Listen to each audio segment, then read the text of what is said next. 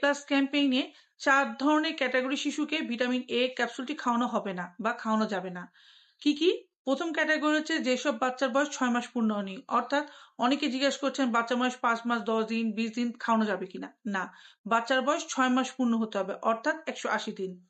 দ্বিতীয়ত, যেসব বাচ্চার বয়স 5 বছরের উপরে তাদেরকে খাওয়ানো হবে না। অর্থাৎ অনেকে বলছেন 5 বছর 3 মাস, 5 বছর 10 মাস খাওয়ানো যাবে কিনা? না, বাচ্চার বয়স 5 বছর হতে হবে। অর্থাৎ আমরা বলছি 4 বছর 59 মাস। তৃতীয়ত, যেসব বাচ্চা খুব গুরুতর অসুস্থ, হালকা ঠান্ডা, সর্দি, কাশি থাকলে খাওয়াতে পারবেন। তবে বাচ্চা যদি গুরুতর অসুস্থ হয় সেক্ষেত্রে খাওয়ানো যাবে না বা ডাক্তারের পরামর্শ অনুযায়ী খাওয়াতে হবে। আর 4 নাম্বার হচ্ছে, যদি গত 4 মাসের মধ্যে ভিটামিন এ ক্যাপসুল খেয়ে থাকে বাচ্চা হামের কারণে বা কোনো কারণে, সেক্ষেত্রে তাদেরকে ভিটামিন এ ক্যাপসুলটি খাওয়ানো যাবে না।